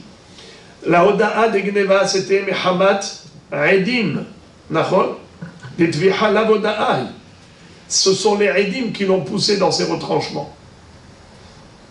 Alors il a dit, j'ai volé, et au passage il dit, j'ai fait aussi la shrita. Alors, puisque ce n'est pas considéré une hoda'a, répétons. Pourquoi la hoda'a pour la shrita n'est pas considérée une hoda'a? Pourtant il a dit ganavti veshahati. Pourquoi? Hein? C'est pensé à le dire. Il s'est pensé à le dire. Il y a quelqu'un qui vient de nous dire qu'il va s'acquitter à payer quelque chose en classe. Il a dit qu'il ne pouvait pas s'acquitter. Bravo. C'est-à-dire que pour la Gneva, de toute façon, il y a des Edim, donc il va devoir payer pour ça. Mais par rapport au Knas, il a dit Shahati. Cette Oda'a là pour la Shrita, c'est juste une Oda'a pour un Knas. C'est pas une Oda'a de Mammon. Ça veut dire que la Oda'a pour la Shrita, c'est une Oda'a que pour la Shrita. Car par rapport à la Gneva, on a des Edim. Au moment où les Edim étaient venus, il y avait des Edim pour la Gneva. Donc maintenant, quand il est modé que pour la Shrita. Vous comprenez ce que je suis en train de dire? Je répète. Au début, il y a eu des Edim qui ont dit, tu as volé. Lui, il a dit, j'ai volé, j'ai fait la Shrita.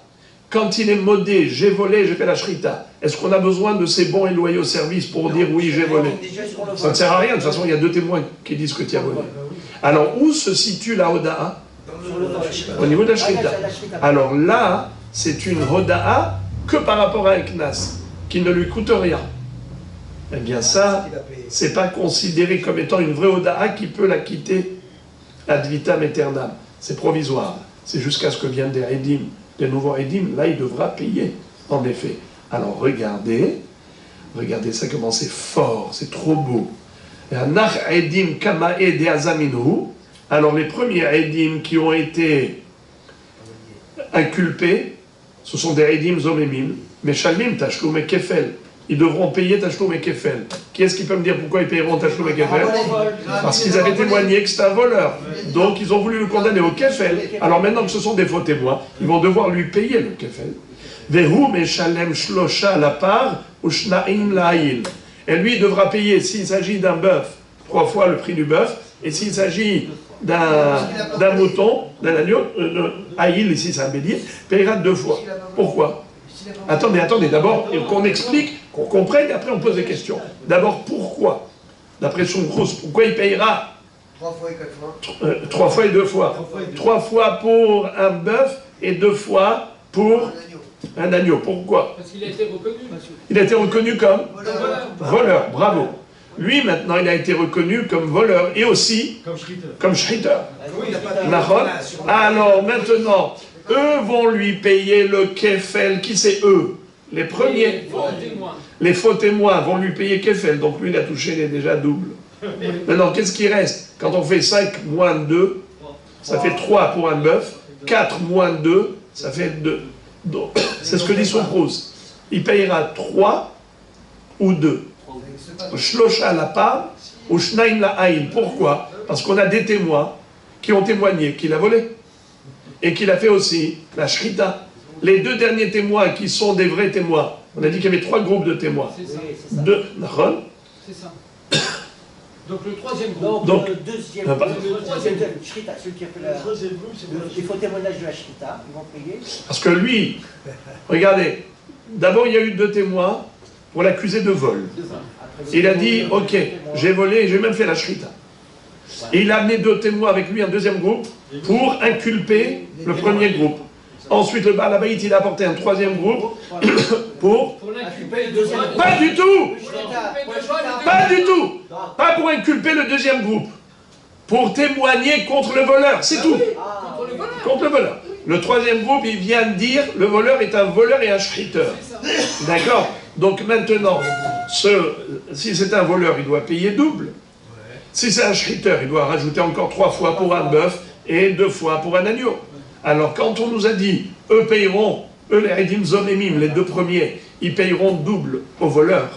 Et lui payera au propriétaire 3 fois pour un bœuf ou 2 fois pour un agneau. Ça veut dire quoi? C'est ça plus ça. C'est-à-dire, lui, il va encaisser le kefel. De qui il va encaisser le kefel? Des faux témoins, bravo. Mais à cela, il rajoutera encore 2 fois plus si c'est un agneau et 3 fois plus si c'est un bœuf. Ça fera en tout 5 fois. Tout ça, il reverse au propriétaire. Évidemment. Voilà.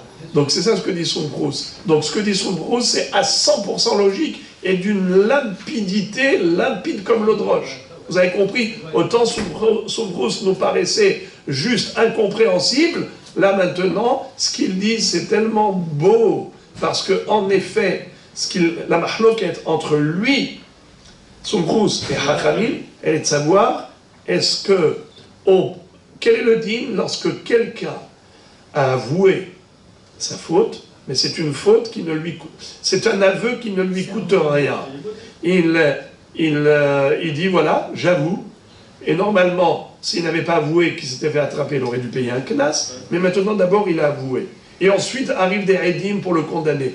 Est-ce que son aveu la quitte ad aeternam, ou bien son aveu ne la quitte que provisoirement jusqu'à ce qu'arrive des edim? Eh bien c'est exactement la mahloket entre Sombrousse et Hachamim. C'est beau? Eh bien, la Gemara va réfuter cela. Elle va dire c'est beau, mais c'est faux. Pourquoi? Car on peut interpréter la mahloket de Sombrousse et Hachamim autrement. Et on peut dire que leur débat est lié à un autre détail. Amar Abba Habere de Ravika. Abba Habere de Ravika dit cette preuve de dire que c'est une mahloket anaïm, à savoir lorsque quelqu'un fait un aveu par rapport à un knas, et que cet aveu ne lui coûte rien, quel est le din si le lendemain les edim arrivent et témoignent contre lui? Est-ce que ça va remettre en cause son acquittement précédent ou pas? Eh bien, voici, là on a dit que c'est a priori la mahloket entre Sombrousse et Hachamim. Eh bien, Rabba Habere de Ravika va dire non, ce n'est pas une preuve. Je peux te dire que Sombrousse et Hachamim, ils parlent d'un autre point, ils discutent et ils débattent d'un autre sujet qui n'a rien à voir avec celui-là. Comment? Amar Rabba Habere de Ravika, lo découlé alma hoda'a ditviha lavoda'ai.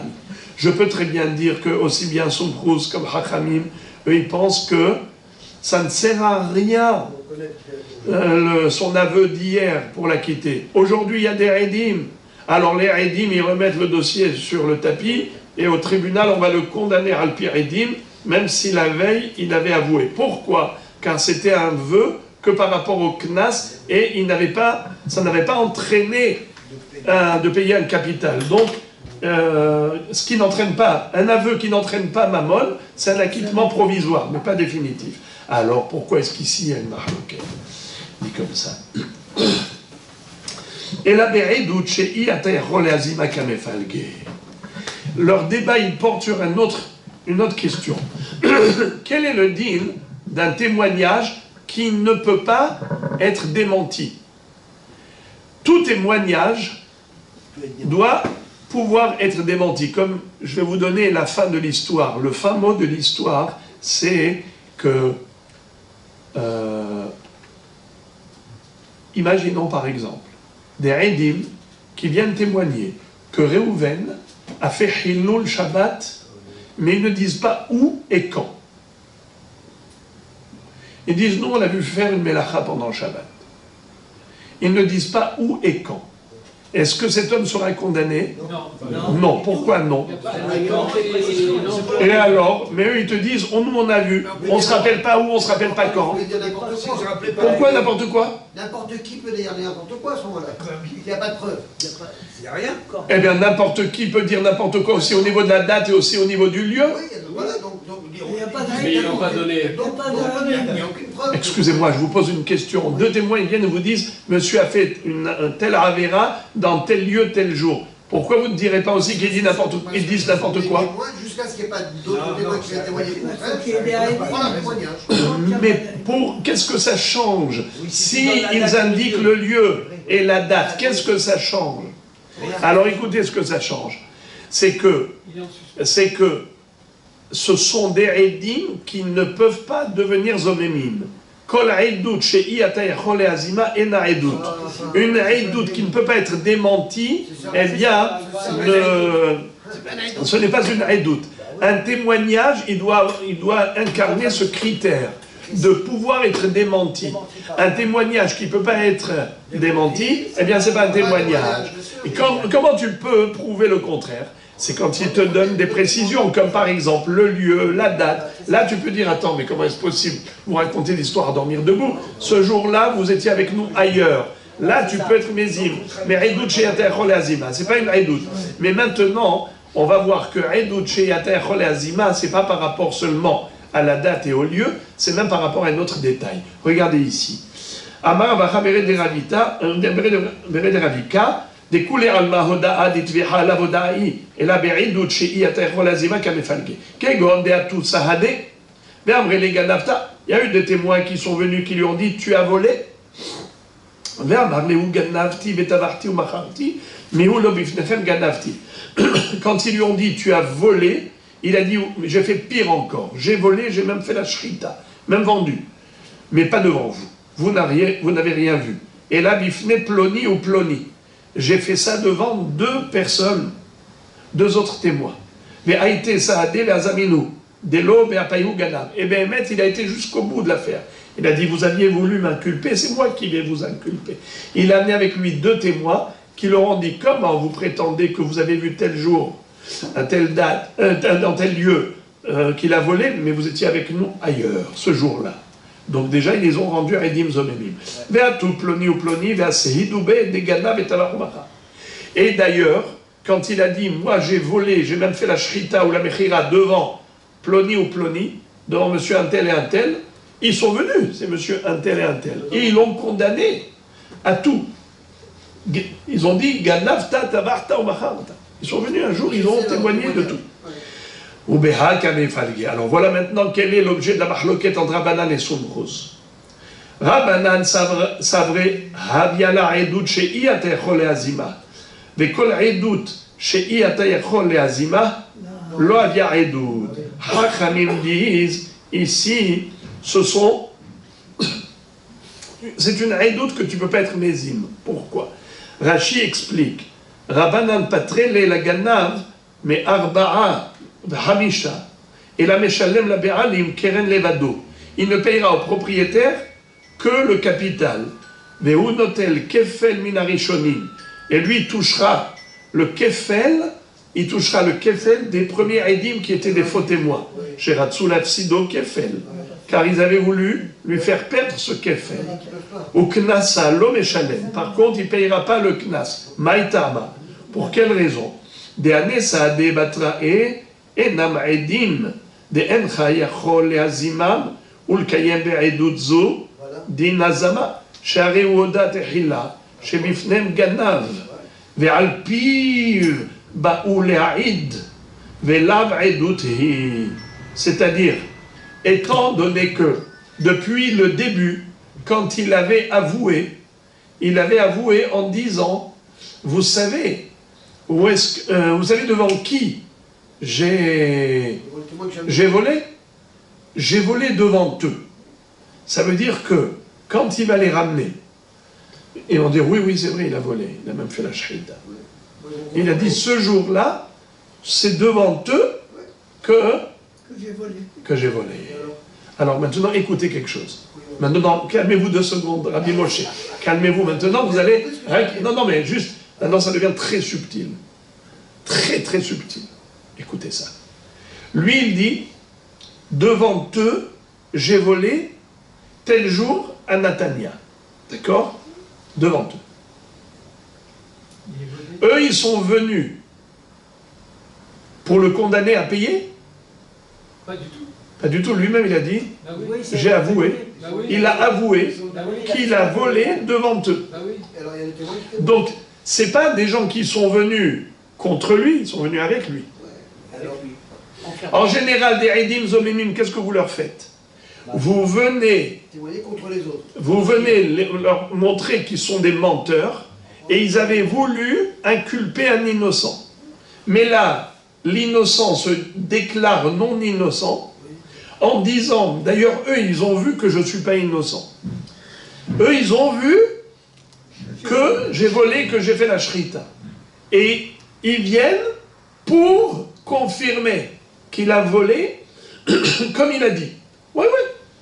Nous, on ne vient pas contre lui, on vient juste confirmer ce qu'il a dit. Ah, donc, Il a dit qu'il a volé devant nous, qu'il a fait la shrita devant nous, oui, c'est vrai. Alors, qu'est-ce que tu peux leur faire maintenant? Tu vas dire, vous êtes des menteurs, vous aviez voulu le condamner à payer 5 fois plus, vous aviez voulu le faire payer 2 fois le kefel pour le vol, et 3 fois de plus pour la shrita. Mais c'est lui qui les a amenés pour témoigner contre lui. Vous avez compris? Oui. Contre lui. Alors regardez Rabotai. Écoutez, non, mais attendez. Alors, ça c'est pas une haïdoute. Pourquoi? Parce que tu ne peux pas les condamner. Donc ça s'appelle haïdoute. Une haïdoute que tu ne peux pas démentir pour les rendre eux-mêmes haïdim zomemim, eh bien ça s'appelle pas une haïdoute. Sur quoi tu veux le condamner? Aodat piv, alpi atzmo. Aodat piv, tu veux le condamner maintenant que par rapport à son aveu. Alpi atzmo lo yeshalem knas. Ça n'existe pas de payer un knas. Ça n'existe pas de payer un knas. Mais ahamiltaka esumchus. Mais ça va, edut shei atayachol leazima. העדות היא, בעדים המוזמים משלמים תשלומי כפל לבעלים במקום גנב, והוא משלם 3 לפר, דעה אתוסא דטבח ומאכל. Qu'est-ce que ça veut dire? Il dit comme ça, les aidim qui ont été mouzamim, eux vont devoir payer kefel. Les aidim premiers, qui étaient aidim zomemim, ça c'est sûr qu'ils doivent payer kefel, et lui il va devoir payer les 3 fois supplémentaires. Pourquoi? Parce qu'il y a eu des aidim qui sont venus et qui ont confirmé ce qu'il a dit, qu'il a volé, qu'il a fait la shrita. Donc, eux, ils le condamnent à payer les 3 fois supplémentaires. Donc, 2 plus 3, ça fait 5 qu'il va devoir reverser au propriétaire les 5. Mais comment il va concocter, constituer le montant qui correspond aux 5 fois plus? Eh bien, les aidim zomemim ont payé kefel et lui rajoute 3. Pourquoi lui rajoute 3? Parce qu'il y a des aidim qui disent oui, c'est vrai. Il a volé et il a fait la shrita. D'accord? Maintenant, pourquoi Hakamim disent que non, que lui il ne payera que keren? Il a raison, parce que les premiers zomimim, Parce qu'il ils est ne peuvent pas être zomimim. Bravo! Il est modé. C'est-à-dire que les aidim qui sont venus d'abord sont des aidim zomemim. Lui, il a été modé, mais quand il a été modé, il a dit j'ai volé et j'ai fait la shrita. Alors, qui est-ce maintenant qui confirme ce qu'il a dit? Les aidim, les nouveaux aidim. Il a dit j'ai volé devant eux et j'ai fait la shrita devant eux. Et ils sont venus, ils ont témoigné contre lui. Est-ce que ces témoins-là, qui témoignent pour lui, contre lui, est-ce que ce sont considérés comme des vrais aidim? Non. Hachamim dit c'est pas des vrais aidim. Pourquoi? C'est edut shei atayachol leazima. Et de ce fait, regarde. Et de ce fait, on n'a plus aucun témoignage. Les 2 premiers sont des aidim, faux témoins. Les 2 derniers qui sont venus, mais ils n'ont pas le statut de aidim, parce que c'est edut shei atayachol leazima. Qu'est-ce qui te reste? Il te reste que la hoda'a. Sa hoda'a ne peut entraîner que mammon. Keren ne peut pas entraîner knas. Donc il ne paiera que keren d'après Hachamim. Soumprous dit non. La edut shei atayachol leazima a bien edut. Et donc, lui payera les 3 fois que les aidim disent, et eux, les aidim zomemim, payeront kefel. Kefel plus 3, ça fait 5, c'est ce qu'il doit reverser au propriétaire qui a été privé. Juste la Gemara termine avec une parenthèse. Elle dit, ça fait bizarre que Soumprous que Soumprous considère que leur Aïdout est une Aïdout, mais pourtant Aïdout chez Iyatei Chol Azima et Na Aïdout, ça fait l'unanimité. On n'a jamais vu quelqu'un qui remette en cause ce critère. Aïdout chez Iyatei Chol Azima, c'est sûr que c'est pas une Aïdout. Alors la Gemara dit, bien sûr que Soumprous il est d'accord que Aïdout chez Iyatei Chol Azima et Na Aïdout, c'est seulement quand les Aïdim ne donnent pas la date et ne donnent pas le lieu. Alors là, en effet, il est d'accord que c'est pas une Aïdout.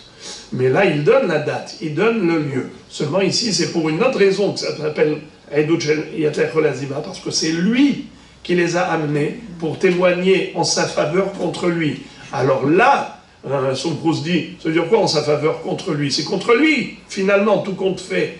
Même si c'est lui qui les a amenés, mais c'est contre lui. Donc c'est sûr que ça s'appelle Aïdout Yatei Chol Azima. Donc, lui, Soumprous dit, ils sont des témoins acceptables. Je vous lis. La Gemara dit, Soumprous, ça va Aïdout chez Yatei Chol Azima via Aïdout, via quel malam de Aïdout chez Yatei Chol Azima lo via Aïdout. Réponse, Hanemile Chadelo Yada be'eze yom, be'eze sha'a, delekale Aïdout klal, avalacha, sayoué ou dekamesaya'ele. Ici, c'est juste qu'il confirme ce qu'il a dit. Et alors, même s'il confirme ce qu'il a dit, mais après tout, leur témoignage est un témoignage contre lui. Alors, il faut appliquer la loi. Quelle est la loi? Eux payeront le kefel, les Aïdim Zomemim payeront le kefel, et lui payera les 3 fois qu'il se doit. 3 plus 2 égale 5, c'est ce qu'il va devoir reverser au propriétaire, et tout est bien qui finit bien.